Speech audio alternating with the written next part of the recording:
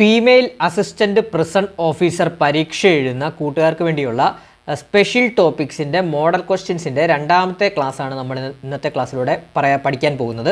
അപ്പം രണ്ടാമത്തെ ഒരു മോഡൽ ക്വസ്റ്റ്യൻസ് ആണ്, രണ്ടാമത്തെ സെറ്റ് ഓഫ് മോഡൽ ക്വസ്റ്റ്യൻസ് ആണ്. അപ്പോൾ ഇതിനു മുമ്പേ നമ്മൾ മോഡൽ ക്വസ്റ്റ്യൻസും അതുപോലെ തന്നെ PYQ ക്വസ്റ്റ്യൻസും ഒക്കെ നമ്മുടെ ചാനലിൽ അപ്ലോഡ് ചെയ്തിട്ടുണ്ട്. മാക്സിമം അത് കാണാത്ത കൂട്ടുകാരാണെങ്കിൽ ഒന്ന് മാക്സിമം കാണാൻ ശ്രമിക്കുക. അതുപോലെ തന്നെ ചാനൽ ആദ്യമായിട്ട് കാണാത്ത കൂട്ടുകാരുണ്ടെങ്കിൽ ഒന്ന് സബ്സ്ക്രൈബ് ചെയ്യുന്ന കാര്യം ഒന്ന് പരിഗണിക്കുക. അതുപോലെ തന്നെ ഹൈപ്പ് ചെയ്യാനും മറക്കരുതേ. അപ്പോൾ നമുക്ക് ക്ലാസ്സിലോട്ട് കിടക്കാം. ഒന്നാമത്തെ ചോദ്യം, സായുധ സേനയുടെ നടപടികളെക്കുറിച്ച് അന്വേഷിക്കാനുള്ള ദേശീയ മനുഷ്യാവകാശ കമ്മീഷൻ്റെ അധികാരം. അപ്പോൾ നമുക്കറിയാം സായുധ സേനയുടെ നടപടികളെക്കുറിച്ച് അന്വേഷിക്കാനുള്ള ദേശീയ മനുഷ്യാവകാശ കമ്മീഷൻ്റെ അധികാരം. സായുധ സേന എന്ന് ഉദ്ദേശിക്കുമ്പോൾ എന്താണ്? കേന്ദ്രത്തിൻ്റെ പോലീസ് അങ്ങനെ തുടങ്ങിയ സേനകളില്ലേ, സായുധ സേനകൾ. അപ്പോൾ അതിൻ്റെ നടപടികളെക്കുറിച്ച് അന്വേഷിക്കാനുള്ള ദേശീയ മനുഷ്യാവകാശ കമ്മീഷൻ്റെ അധികാരം ഈ തന്നിരിക്കുന്ന ഓപ്ഷൻസിലുള്ളത് ഏതാണെന്നാണ് ചോദിച്ചിരിക്കുന്നത്. നമുക്ക് നോക്കാം. ഒന്നാമത്തെ ഓപ്ഷൻ, സായുധ സേനയുമായി ബന്ധപ്പെട്ട കാര്യങ്ങളിൽ അന്വേഷണം നടത്താൻ കമ്മീഷന് അധികാര പരിധിയില്ല എന്നുള്ളത് അത് തെറ്റായിട്ടുള്ള അധികാരമില്ലാത്തൊരു സ്റ്റേറ്റ്മെൻറ്റാണ്. അതുപോലെ തന്നെ ഒരു സിവിൽ കോടതിക്ക് മേൽ തുല്യമായ ഇതുമായി ബന്ധപ്പെട്ട സാക്ഷികളെയും രേഖകളെയും വിളിച്ചു വരുത്തുന്നതിനും പരിശോധിക്കുന്നതിനും കമ്മീഷന് അനുമതിയുണ്ട്. അതും തെറ്റായിട്ടുള്ള സ്റ്റേറ്റ്മെൻറ്റാണ്. മൂന്നാമത്തെ നോക്കാം. കമ്മീഷൻ ഈ വിഷയം നേരിട്ട് അന്വേഷിക്കാനും ആവശ്യമെങ്കിൽ പ്രോസിക്യൂഷൻ നടപടികൾ ആരംഭിക്കാനും കഴിയും. അതും തെറ്റായിട്ടുള്ള സ്റ്റേറ്റ്മെൻറ്റാണ്. അപ്പോൾ അവസാനത്തെ സ്റ്റേറ്റ്മെൻറ്റ് നോക്കാം. കേന്ദ്ര സർക്കാരിൽ നിന്ന് ഒരു റിപ്പോർട്ട് തേടുന്നതിൽ മാത്രം പരിമിതപ്പെടുത്തിയിരിക്കുന്നു. അതിൻ്റെ അടിസ്ഥാനത്തിൽ കമ്മീഷൻ ശുപാർശകൾ നൽകാവുന്നതാണ്. അപ്പം ഈ ഒരു ഓപ്ഷൻസ് വായിച്ചാൽ തന്നെ നിങ്ങൾക്ക് കിട്ടും കമ്മീഷൻ എന്താണ്, അന്വേഷണം നടത്താനോ അങ്ങനെയുള്ള അധികാരങ്ങളൊന്നുമില്ല. പക്ഷേ കമ്മീഷൻ എന്ത് ചെയ്യാൻ പറ്റും? റിപ്പോർട്ടുകളൊക്കെ നൽകാനുള്ള ശുപാർശകൾ നൽകാവുന്നതാണ്. അതായത് കേന്ദ്ര സർക്കാരിൽ നിന്ന് ഒരു റിപ്പോർട്ട് തേടുന്നതിൽ മാത്രം പരിമിതിപ്പെടുത്തിയിരിക്കുന്നു എന്താണ് ദേശീയ മനുഷ്യാവകാശ കമ്മീഷൻ്റെ അധികാരം. അതുപോലെ തന്നെ അതിൻ്റെ അടിസ്ഥാനത്തിൽ കമ്മീഷൻ ശുപാർശകൾ നൽകാവുന്നതാണ്. അപ്പോൾ റിപ്പോർട്ട് തേടുന്നതിന് മാത്രമുള്ള അധികാരമാണ് ദേശീയ മനുഷ്യാവകാശ കമ്മീഷന് സായുധ സേനയുടെ നടപടിയെക്കുറിച്ചുള്ള അധികാരമായിട്ട് വരുന്നുള്ളൂ. ക്ലിയർ ആണ്? അടുത്ത ചോദ്യം നോക്കാം. അടുത്ത ചോദ്യം, ദേശീയ മനുഷ്യാവകാശ സംരക്ഷണ നിയമം 1993 ഏതു വകുപ്പാണ് മനുഷ്യാവകാശങ്ങളെ ഒരു വ്യക്തിയുടെ ജീവൻ, സ്വാതന്ത്ര്യം, സമത്വം എന്നിവയുമായി ബന്ധപ്പെട്ട ഭരണഘടന ഉറപ്പു നൽകുന്നതോ രാജ്യാന്തര ഉടമ്പടികൾ ഉൾപ്പെട്ടിട്ടുള്ളതോ ഇന്ത്യയിലെ കോടതികൾ നടപ്പിലാക്കാൻ കഴിയുന്നതോ ആയ അവകാശങ്ങളെന്ന് നിർവചിക്കുന്നത്? അപ്പം ഞാനൊന്ന് പറയാം. ഒന്നുകൂടെ ഞാൻ ക്വസ്റ്റ്യൻ ഒന്ന് വായിക്കാം. ദേശീയ മനുഷ്യാവകാശ നിയമം 1993 ഏതു വകുപ്പാണ് മനുഷ്യാവകാശങ്ങളെ ഒരു വ്യക്തിയുടെ ജീവൻ, സ്വാതന്ത്ര്യം, സമത്വം എന്നിവയുമായി ബന്ധപ്പെട്ട ഭരണഘടന ഉറപ്പു നൽകുന്നതോ രാജ്യാന്തര ഉടമ്പടികളിൽ ഉൾപ്പെട്ടിട്ടുള്ളതോ ഇന്ത്യയിലെ കോടതികൾ നടപ്പിലാക്കാൻ കഴിയുന്നതോ ആയ അവകാശങ്ങളെന്ന് നിർവചിക്കുന്നത്? അപ്പോൾ ഇത്രയും പറഞ്ഞത് വെച്ച് ക്വസ്റ്റ്യൻസ് കേട്ടപ്പോൾ മനസ്സിലാവില്ല എന്താണ് ഇതൊരു മനുഷ്യാവകാശ നിയമത്തിലെ മനുഷ്യാവകാശത്തിൻ്റെ നിർവചനമാണ് ഈ പറഞ്ഞത്. അപ്പം മനുഷ്യാവകാശ സംരക്ഷണ നിയമത്തിലെ മനുഷ്യാവകാശത്തിൻ്റെ നിർവചനം പറയുന്നത് ഏതാണ്? വകുപ്പ് 2(1)D ആണ് കേട്ടോ. അപ്പോൾ പഠിച്ചു വെക്കണം. മനുഷ്യാവകാശ സംരക്ഷണ നിയമത്തിലെ വകുപ്പ് 2 ആണ് നിർവചനങ്ങളിൽ വരുന്നത്. അതിൽ തന്നെ വകുപ്പ് 2(1)D ആണ് മനുഷ്യാവകാശ സംരക്ഷണ നിർവചനം പറയുന്നത്. ക്ലിയർ ആണ്? അടുത്ത ചോദ്യം നോക്കാം.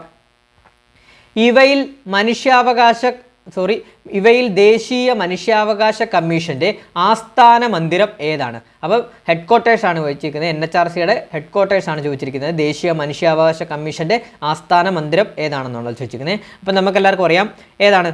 മാധവ് അധികാർ ഭവനാണ് കേട്ടോ. മാധവ് അധികാർ ഭവനാണ്. അതായത് മാധവ് അധികാർ ഭവനാണ് എന്താണ് ദേശീയ മനുഷ്യാവകാശ കമ്മീഷൻ്റെ ആസ്ഥാന മന്ദിരം ന്യൂഡൽഹിയിലാണ് വരുന്നത്. അതുകൂടാതെ തന്നെ നമ്മൾ ദേശീയ മനുഷ്യാവകാശ കമ്മീഷൻ്റെ ആപ്തവാക്യോടൊന്ന് പഠിച്ചിരിക്കേണ്ടതായിട്ടുണ്ട്. സർവേ ഭവന്തു സുഖിനോം എന്നാണ് വെച്ചിട്ട് പഠിച്ചു വെച്ചോളൂ. സർവേ ഭവന്തു സുഖിനം എന്നാണ് അതിൻ്റെ ആപ്തവാക്യം. അപ്പോൾ ദേശീയ മനുഷ്യാവകാശ കമ്മീഷൻ്റെ ആസ്ഥാന മന്ദിരം എവിടെയാണ്?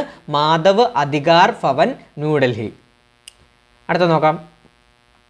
അടുത്തത്, ദേശീയ മനുഷ്യാവകാശ കമ്മീഷൻ്റെ ആദ്യത്തെ ചെയർപേഴ്സൺ ആരാണ്? ഇതെല്ലാം നമ്മൾ ബേസിക് ഫാക്ടിലെ നമ്മൾ പഠിക്കുന്നതാണ്. ആരാണ്? ജസ്റ്റിസ് രംഗനാഥ മിശ്രയാണ് കേട്ടോ. ജസ്റ്റിസ് രംഗനാഥ മിശ്ര നമുക്കെല്ലാവർക്കും അറിയുന്നതാണ്. ദേശീയ മനുഷ്യാവകാശ കമ്മീഷൻ്റെ ആദ്യത്തെ ചെയർപേഴ്സൺ ആരാണ്?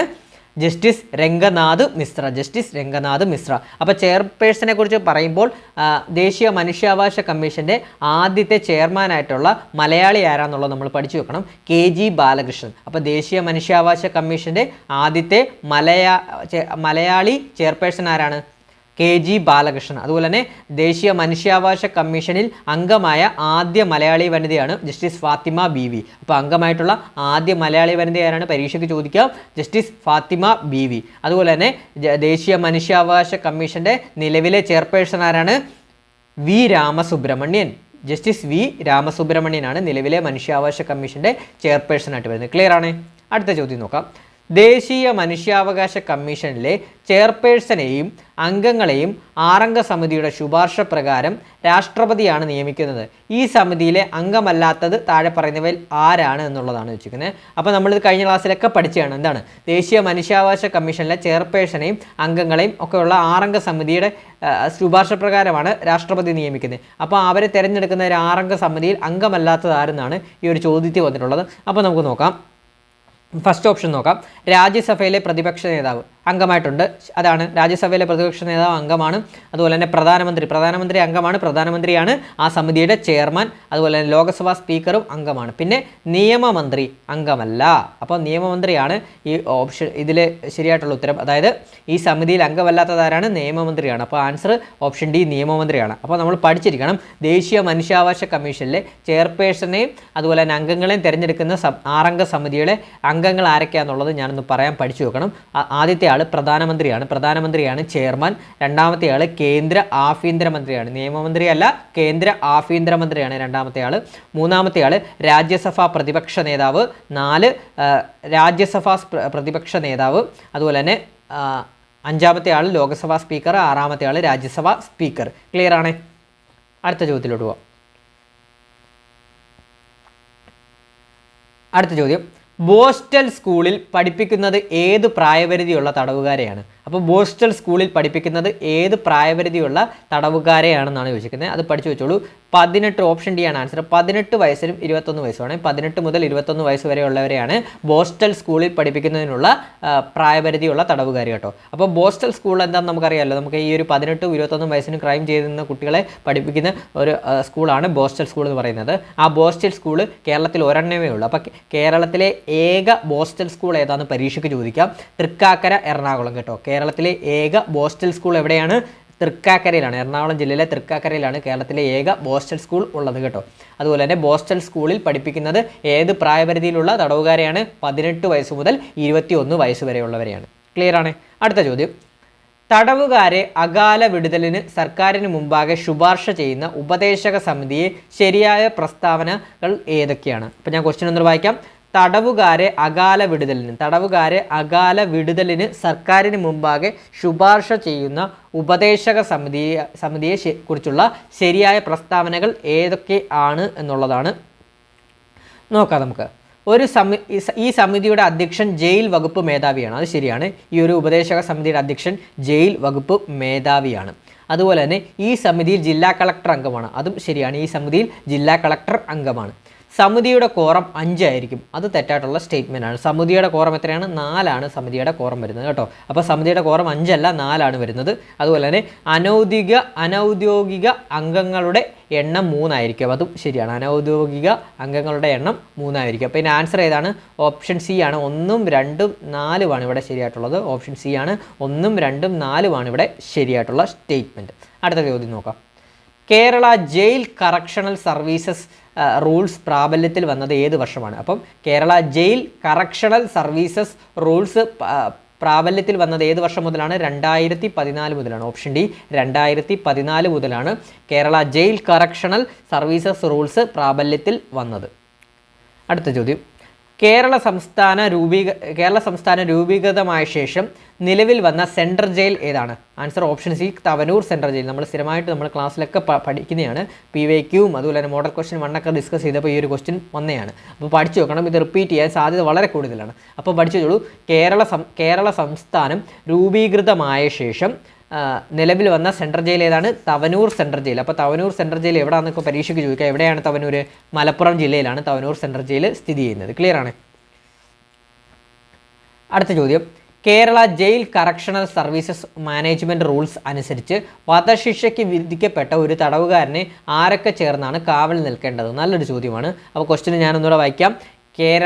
Kerala jail correctional services rules അനുസരിച്ച് വധശിക്ഷയ്ക്ക് വിധിക്കപ്പെട്ട ഒരു തടവുകാരനെ ആരൊക്കെ ചേർന്നാണ് കാവൽ നിൽക്കുന്നത്? അതായത് നമ്മുടെ കേരളത്തിലെ കേരള ജയിൽ കറക്ഷണൽ സർവീസസ് പ്രകാരം വധശിക്ഷയ്ക്ക് ഒരു പ്രതി വിധിക്കപ്പെട്ട് കഴിഞ്ഞാൽ ആ വധശിക്ഷയ്ക്ക് വിധിക്കപ്പെടുന്ന തടവുകാരനെ ആരൊക്കെ ചേർന്നാണ് കാവൽ നിൽക്കേണ്ടത്? അപ്പോൾ വധശിക്ഷയ്ക്ക് എന്ന് പറയാം, വധശിക്ഷ കൊടുക്കുന്നതെന്ന് പറഞ്ഞാൽ അത്ര തീവ്രമായിട്ടുള്ള കുറ്റങ്ങൾ ചെയ്ത ഒരാൾക്കല്ലേ വധശിക്ഷ കൊടുക്കേണ്ടത്. അപ്പോൾ അവർക്ക് കാവൽ നിൽക്കേണ്ടതായിട്ട് ഉണ്ടല്ലോ. അപ്പോൾ ആരൊക്കെയാണ്, ഏതൊക്കെ ഓഫീസേഴ്സ് ചേർന്നാണ് അവർക്ക് കാവൽ നിൽക്കേണ്ടത് എന്നുള്ളതാണ് ഈ ഒരു ചോദ്യം വരുന്നത്. ഇതിൻ്റെ ആൻസർ വരുന്നതെന്ന് പറഞ്ഞാൽ ഓപ്ഷൻ എ ആണ്. അതായത് 2 അസിസ്റ്റന്റ് പ്രിസൺ ഓഫീസർമാരും 1 ഡെപ്യൂട്ടി പ്രിസൺ ഓഫീസറുമാണ് കാവൽ നിൽക്കേണ്ടത് കേട്ടോ. അപ്പോൾ പഠിച്ചു വെച്ചോളൂ, വളരെ ഇമ്പോർട്ടൻ്റ് ആണ്. 2 വധശിക്ഷയ്ക്ക് വിധിക്കപ്പെട്ട ഒരു തടവുകാരനെ ആരൊക്കെ ചേർന്നാണ് കാവൽ നിൽക്കേണ്ടത്?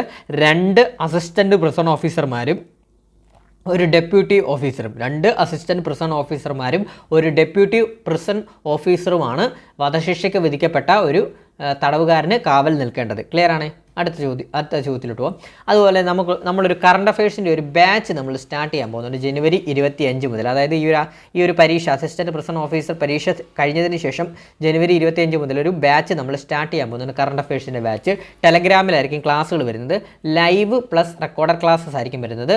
ലൈവ് ഓഡിയോ ക്ലാസ് ആയിരിക്കും വരുന്നത്. ആ ക്ലാസ് കയറാൻ സാധിച്ചില്ല എന്നുണ്ടെങ്കിൽ റെക്കോർഡഡ് സെക്ഷൻ നമ്മൾ ഇടുന്നതാണ്. അതുപോലെ തന്നെ എല്ലാ ദിവസവും വൈകുന്നേരം 7:30 മുതൽ 8:30 വരെയാണ് ക്ലാസ് വരുന്നത്. 7:30 മുതൽ 8:30 വരെയാണ് ക്ലാസ് വരുന്നത്. 1 ഹവർ ലൈവ് സെക്ഷൻ ആയിരിക്കും വരുന്നത്. 1 ഹവർ ക്ലാസ് ആയിരിക്കും വരുന്നത്. അതുപോലെ തന്നെ നമ്മൾ ആ ക്ലാസ്സിൽ PDF നോട്ട്സ് പ്രൊവൈഡ് ചെയ്യുന്നുണ്ട്, മോക്ക് ടെസ്റ്റുകൾ നടത്തുന്നുണ്ട്, കണ്ടക്ട് ചെയ്യുന്നുണ്ട്, പിന്നെ റിവിഷൻ ക്ലാസ്സസും നടത്തുന്നുണ്ട്. അപ്പോൾ ഇതിൻ്റെ ഒരു കോഴ്സ് ഫീ എന്ന് പറഞ്ഞാൽ വെറും 200 രൂപ മാത്രമാണ്. അപ്പോൾ ഇനി നിരവധി പരീക്ഷകളാണ് നമുക്ക് മുമ്പിൽ വരുന്നത്.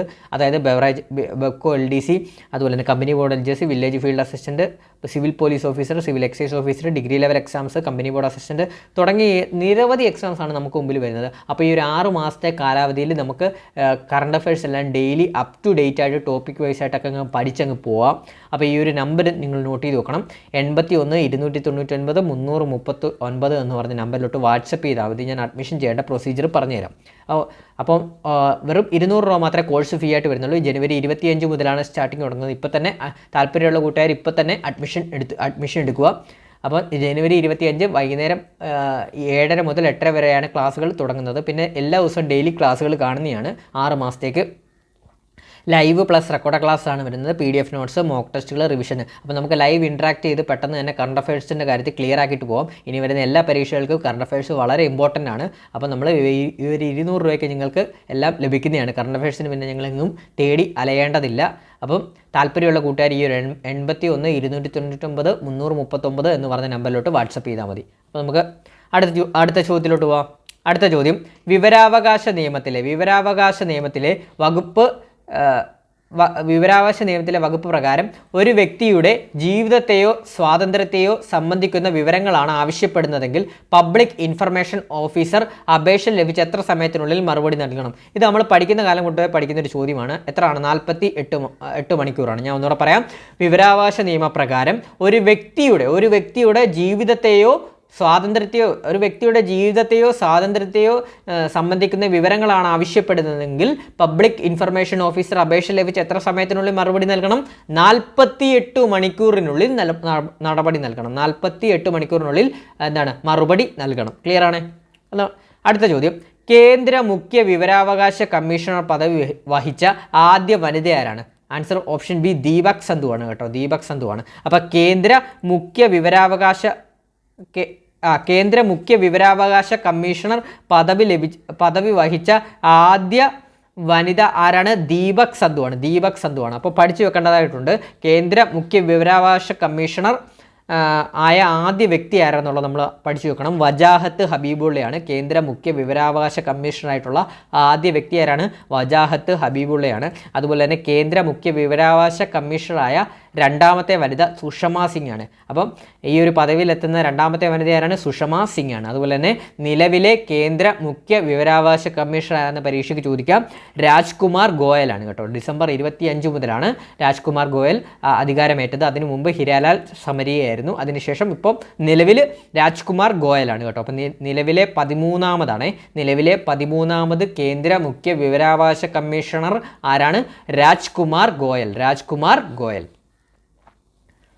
അടുത്ത ചോദ്യം, വിവരാവകാശ നിയമം 2005 പ്രകാരം അസിസ്റ്റന്റ് പബ്ലിക് ഇൻഫർമേഷൻ ഓഫീസർ വഴി ലഭിച്ച അപേക്ഷയാണെങ്കിൽ എത്ര ദിവസത്തിനകം അപേക്ഷകന് വിവരം നൽകണം എന്നുള്ളതാണ് ചോദിച്ചിരിക്കുന്നത്. അതിൻ്റെ ആൻസർ വരുന്നത് ഓപ്ഷൻ ബി ആണ്, 35 ദിവസമാണ്. 35 ദിവസമാണ്. അപ്പോൾ പഠിച്ചു നോക്കണം. ഞാൻ ക്വസ്റ്റ്യൻ ഒന്നുകൂടെ പറയാം. വിവരാവകാശ നിയമം 2005 പ്രകാരം അസിസ്റ്റന്റ് ഇൻഫർമേഷൻ ഓഫീസർ വഴി ലഭിച്ച അപേക്ഷയാണെങ്കിൽ, അപ്പോൾ അതൊന്ന് കണക്ട് ചെയ്തോണേ. അസിസ്റ്റന്റ് ഇൻഫർമേഷൻ ഓഫീസറാണ്. അസിസ്റ്റന്റ് പബ്ലിക് ഇൻഫർമേഷൻ ഓഫീസർ വഴി ലഭിച്ച അപേക്ഷയാണെങ്കിൽ എത്ര ദിവസത്തിനകം അപേക്ഷകന് വിവരം നൽകണം? 35 ദിവസം കേട്ടോ, 35 ദിവസം.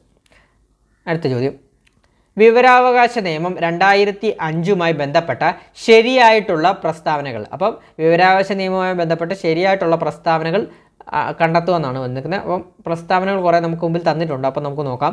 ഒന്നാമത്തെ സ്റ്റേറ്റ്മെൻറ്റ് നോക്കാം. ഓരോ പൊതു അധികാരിയും ചില വിവരങ്ങൾ മുൻകൂട്ടി വെളിപ്പെടുത്തണമെന്ന് നിയമം അനുശാസിക്കുന്നു. അത് ശരിയായിട്ടുള്ള സ്റ്റേറ്റ്മെൻറ്റാണ്. അപ്പോൾ എന്താണ്? ഓരോ പൊതു അധികാരിയും ചില വിവരങ്ങൾ മുൻകൂട്ടി വെളിപ്പെടുത്തണമെന്ന് നിയമം അനുശാസിക്കുന്നു. നമുക്ക് തന്നെ അറിയാം, ഒരു പൊതു അധികാരികൾ അവരുടെ വിവരങ്ങൾ മുൻകൂട്ടി വെളിപ്പെടുത്തണമെന്ന് ഈ വിവരാവകാശ നിയമപ്രകാരം അനുശാസിക്കുന്നു. ക്ലിയർ ആണ്. ഇനി രണ്ടാമത്തെ സ്റ്റേറ്റ്മെൻറ്റ് നോക്കാം. കേന്ദ്ര വിവരാവകാശ കമ്മീഷൻ ഒരു ഭരണഘടനാ സ്ഥാപനമാണ്. ആണോ? കേന്ദ്ര വിവരാവകാശ കമ്മീഷൻ ഒരു ഭരണഘടനാ സ്ഥാപനമാണോ? ഈ സ്റ്റേറ്റ്മെൻറ്റ് ശരിയാണോ? അല്ല, ഇത് തെറ്റായിട്ടുള്ള സ്റ്റേറ്റ്മെൻ്റ് ആണ്. കേന്ദ്ര വിവരാവകാശ കമ്മീഷൻ എന്ന് പറയുന്നത് നിയമപരമായിട്ടുള്ളൊരു സ്ഥാപനമാണ് കേട്ടോ. നിയമപരമായി രൂപപ്പെട്ട ഒരു സ്ഥാപനമാണ്, അതായത് സ്റ്റാറ്റ്യൂട്ടറി ബോഡിയാണ് കേട്ടോ. അപ്പോൾ കേന്ദ്ര വിവരാവകാശ കമ്മീഷൻ ഭരണഘടനാ സ്ഥാപനമല്ല. കേന്ദ്ര വിവരാവകാശ കമ്മീഷൻ നിയമപരമായ സ്ഥാപനമാണ്, അതായത് സ്റ്റാറ്റ്യൂട്ടറി ബോഡിയാണ്. അടുത്ത സ്റ്റേറ്റ്മെൻറ്റ് നോക്കാം. ഗവൺമെൻറ് ഗണ്യമായ സാമ്പത്തിക സഹായം നൽകുന്നുണ്ടെങ്കിൽ പോലും സ്വകാര്യ മേഖലയിലുള്ള അത്തരം സ്ഥാപനങ്ങൾക്ക് നിയമം ബാധകമല്ല. അതും തെറ്റായിട്ടുള്ള സ്റ്റേറ്റ്മെൻ്റ് ആണ്. അതൊന്ന് പഠിച്ചു വെക്കണം. ഗവൺമെൻറ് ഫണ്ട് സ്വീകരിക്കുന്നത്, അതായത് ഗവൺമെൻറ് ഗണ്യമായ സാമ്പത്തിക സഹായം നൽകുന്ന എല്ലാ സ്വകാര്യ സ്ഥാപനങ്ങളും വിവരാവകാശ നിയമത്തിൻ്റെ പരിധിയിൽ വരും കേട്ടോ. അപ്പോൾ അതോടെ ഒന്ന് പഠിച്ചു വെക്കണേ. അപ്പോൾ ഗവൺമെൻറ് ഗണ്യമായ സാമ്പത്തിക സഹായം നൽകുന്നുണ്ടെങ്കിൽ സ്വകാര്യ മേഖലയിലുള്ള അത്തരം സ്ഥാപനങ്ങൾക്ക് നിയമം ബാധകമാണ് കേട്ടോ. ഈ നിയമം ബാധകമാണ്. ഗവൺമെൻറ് ഫണ്ട് മേടിക്കുന്ന എല്ലാ സ്ഥാപനങ്ങൾക്കും ഈ വിവരാവകാശ നിയമം ബാധകമാണ് കേട്ടോ. അപ്പോൾ ഇവിടെ ആൻസർ എന്ന് പറയുന്നത് ഒന്നാമത്തെ സ്റ്റേറ്റ്മെൻറ്റ് മാത്രമേ ഉള്ളൂ ശരിയായിട്ടുള്ളൂ, ബാക്കി രണ്ടും തെറ്റാണ്. അപ്പോൾ ആൻസർ ഓപ്ഷൻ സി ആണ്, ഒന്ന് മാത്രം ശരിയാണ്. അടുത്ത ചോദ്യം നോക്കാം. വിവരാവകാശ നിയമം 2005 തെറ്റിപ്പോയതാണ്.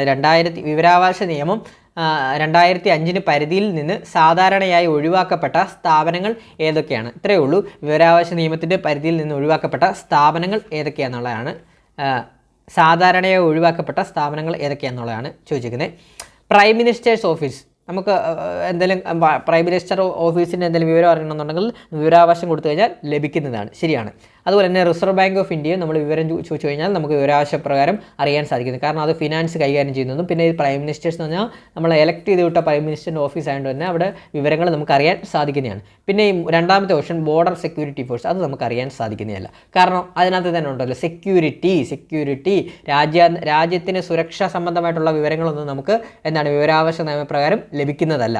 അപ്പം ബോർഡർ സെക്യൂരിറ്റി ഓഫീസാണ് ഇതിൽ നിന്ന് വിട്ടുവയ്ക്കുന്നത്. അപ്പോൾ ഇതിൻ്റെ ആൻസർ ഏതാണ് വരുന്നത്? ഓപ്ഷൻ ബി അല്ലേ? യെസ്, ഓപ്ഷൻ ബി ആണ്. ബോർഡർ സെക്യൂരിറ്റി ഫോഴ്സ് ആണ്. 2 മാത്രമാണ് വരുന്നത്. ഒഴിവാക്കപ്പെട്ട സ്ഥാപനം ഏതാണ്? ബോർഡർ സെക്യൂരിറ്റി ഫോഴ്സ് ആണ് കേട്ടോ. ബോർഡർ സെക്യൂരിറ്റി ഫോഴ്സ് ആണ്, അഥവാ BSF ആണ്. അടുത്ത ചോദ്യം ഇനി സൈക്കോളജിയാണ്. അടുത്ത ചോദ്യം, ഫ്രോയിഡിൻ്റെ മനോവിശേഷണ സിദ്ധാന്ത പ്രകാരം ജന്മവാസനകളുടെയും പ്രാകൃത വിചാരങ്ങളുടെയും ഉറവിടമായ വ്യക്തിത്വ ഘടകം ഏതാണ്? അപ്പോൾ ഫ്രോയിഡിൻ്റെ മനോവിശേഷണ സിദ്ധാന്ത പ്രകാരം ജന്മവാസനകളുടെയും പ്രാകൃത വിചാരങ്ങളുടെയും ഉറവിടമായ വ്യക്തിത്വ ഘടകം ഏതാണ്? നമ്മൾ പഠിച്ചതാണ്. ഇതാണ് എന്താണ്? പ്രാകൃത വിചാരങ്ങളുടെയും ജന്മവാസനകളുടെയും ഉറവിടമായ വ്യക്തിത്വ ഘടകം. അപ്പം നമ്മൾ ഫ്രോയിഡിൻ്റെ മനോവിശേഷണ സിദ്ധാന്ത പ്രകാരം ഒരു വ്യക്തിയിലെ വ്യക്തിത്വ ഘടനയെ 3ആയിട്ട് നമ്മൾ തരംതിരിച്ച് നമ്മൾ പഠിച്ചിരുന്നു. ഒന്നാമത്തെ ഈഗോ, സൂപ്പർ ഈഗോ. എന്ന് പറഞ്ഞാൽ നമ്മൾ പഠിച്ചതാണ് മനുഷ്യ മനസ്സിലെ പ്രാകൃത വികാര ശക്തിയാണ് ഇതെന്ന് പറയുന്നത്. അതുപോലെ തന്നെ ജന്മവാസനകളുടെ നിക്ഷേപമായി കരുതാവുന്നത്. അതുപോലെ തന്നെ സന്മാർഗിക ബോധം ഇല്ലാത്തതിനാൽ എല്ലാ അസന്മാർഗിക പ്രവർത്തനങ്ങളുടെ പിന്നിൽ പ്രവർത്തിക്കുന്നത് ഇതാണെന്നൊക്കെ നമ്മൾ പഠിച്ചതാണ്. ജനനം മുതൽ തന്നെ ഒരു വ്യക്തിയിൽ കാണപ്പെടുന്ന വ്യക്തിത്വ ഘടകമാണ് ഇതെന്ന് നമ്മൾ പഠിച്ചതാണ്. നമ്മുടെ ക്ലാസ് കണ്ടാൽ നിങ്ങൾക്ക് മനസ്സിലാവും. അതുപോലെ തന്നെ പെട്ടെന്നുണ്ടാകുന്ന ആഗ്രഹങ്ങൾ, ആഗ്രഹങ്ങൾ പൂർത്തീകരിക്കാനുള്ള ത്വരയുണ്ടാവുന്നതെന്നൊക്കെ ഇതിന് ഉദാഹരണമായിട്ട് വരുന്നതാണ്. അതുപോലെ തന്നെ നമ്മൾ ഈദ് അടുത്തത് ഏതാണ്? ഈഗോ. അടുത്ത ഈഗോ അഥവാ അഹം. അഹം എന്ന് പറഞ്ഞാൽ എന്താണ്? ഈദിനെ നിയന്ത്രിക്കുന്നതാണ് അഹം അഥവാ ഈഗോ എന്ന് പറയുന്നത്. എന്താണ്? ഈദിനെ നിയന്ത്രിക്കുന്നതാണ്. അത് ഈദിനെ നിയന്ത്രിക്കുകയും അടക്കി നിർത്തുകയും ചെയ്യുന്ന വൈകാരിക ശക്തിയാണ് അഹം അഥവാ ഈഗോ എന്ന് പറയുന്നത്. അതായത് പ്രിൻസിപ്പിൾ ഓഫ് റിയാലിറ്റിയാണ് ഈ ഈഗോ എന്ന് പറയുന്നത്. അതായത് നമുക്ക് ഒരു നിയന്ത്രണ ഘടകമായി പ്രവർത്തിക്കുന്നതാണ് ഈ ഈഗോ കേട്ടോ. ഒരു നിയന്ത്രണ ഘടകമായിട്ട് പ്രവർത്തിക്കുന്നതാണ്. അതുപോലെ തന്നെ പ്രായോഗിക തത്വങ്ങളിൽ അധിഷ്ഠിതമായതാണ് ഈഗോ. ഞാൻ പെട്ടെന്ന് പറഞ്ഞു പോവാണ്. അടുത്തത് നമ്മൾ സൂപ്പർ ഈഗോ, അത്യഹം എന്ന് പറയുന്നത് സൂപ്പർ ഈഗോ. സൂപ്പർ ഈഗോ എന്ന് പറഞ്ഞാൽ മനുഷ്യ മനസ്സിലെ ഈഗോയുടെ തന്നെ പരിണിത രൂപമാണ് സൂപ്പർ ഈഗോ എന്ന് പറയുന്നത്. അതായത് സാമൂഹിക യാഥാർത്ഥ്യങ്ങളുമായി ബന്ധപ്പെട്ട് ഈഗോയ്ക്കുണ്ടാകുന്ന അനുഭവങ്ങളിൽ നിന്ന് വികസിക്കുന്നത്. അതുപോലെ തന്നെ ഇതിന് വിപരീതമായി പ്രവർത്തിക്കുന്നത് സൂപ്പർ ഈഗോയാണ്. അതുപോലെ തന്നെ സാമൂഹിക നന്മയെ ലക്ഷ്യം വെച്ചിട്ടുള്ള പ്രവർത്തനമാണ് സൂപ്പർ ഈഗോ നടത്തുന്നത്. അതുപോലെ തന്നെ മനസ്സിനുള്ളിലെ ശരിയും തെറ്റുമൊക്കെ നിയന്ത്രിക്കുന്ന സൂപ്പർ ഈഗോ ആണ്, നമ്മൾ പഠിച്ചതാണ്. അതുപോലെ തന്നെ ഇത് കോമൺ ആയിട്ട് പറയുവാണെങ്കിൽ ഈദെന്ന് പറയുന്നത് പ്രിൻസിപ്പിൾ ഓഫ് പ്ലഷർ അഥവാ സുഖതത്വം, ഈഗോ എന്ന് പറയുന്നത് യാഥാർത്ഥ്യ തത്വം അഥവാ principle of reality, super ego എന്ന് പറയുന്നത് എന്താണ്? സന്മാർഗിക തത്വം അഥവാ എന്താണ്? Principle of morality. അടുത്ത ചോദ്യം നോക്കാം. അബ്രഹാം മാസ്ലോയുടെ ആവശ്യങ്ങളുടെ ശ്രേണിയുടെ അടിസ്ഥാനത്തിൽ താഴെ പറയുന്ന ആവശ്യങ്ങളിൽ ഏറ്റവും പ്രാഥമിക ആവശ്യം എന്താണ്? ഓപ്ഷൻസ് നോക്കാം. സുരക്ഷിതത്വം, ആദരിക്കപ്പെടുക, അംഗീകാരം നേടുക, ആത്മസാക്ഷാത്കാരം. അപ്പോൾ ഇതിനകത്ത് ഏറ്റവും പ്രാഥമികമായിട്ടുള്ള നമ്മുടെ ആവശ്യം എന്താണ്? പ്രാഥമിക ആവശ്യം സുരക്ഷിതത്വമല്ലേ? ഏറ്റവും പ്രാഥമികമായിട്ടുള്ള ആവശ്യം സുരക്ഷിതത്വമാണ്. അപ്പോൾ ആൻസർ ഓപ്ഷൻ എ സുരക്ഷിതത്വമാണ്. സുരക്ഷിതത്വം. അടുത്ത ചോദ്യം ആരാണ് ലോകത്തെ ആദ്യത്തെ ഔദ്യോഗിക ഇൻ്റലിജൻസ് ക്വോഷ്യന്റ് ടെസ്റ്റ്? ആരാണ് ലോകത്തെ ആദ്യത്തെ ഔദ്യോഗിക ഇൻ്റലിജൻസ് ക്വോഷ്യന്റ് ടെസ്റ്റ് വികസിപ്പിച്ചെടുത്തത് എന്നാണ് ചോദിച്ചിരിക്കുന്നത്. ആരാണ്? ആൽഫ്രഡ് ബീനെയാണ് കേട്ടോ. ഓപ്ഷൻ ബി ആൽഫ്രഡ് ബീനെയാണ്. അപ്പോൾ പഠിച്ചു നോക്കണം. ആരാണ് ലോകത്തെ ആദ്യത്തെ ഔദ്യോഗിക ഇൻ്റലിജൻസ് ക്വോഷ്യന്റ് ടെസ്റ്റ് വികസിപ്പിച്ചെടുത്തത്? ആൽഫ്രഡ് ബീനെയാണ്. അടുത്ത ചോദ്യം നോക്കാം.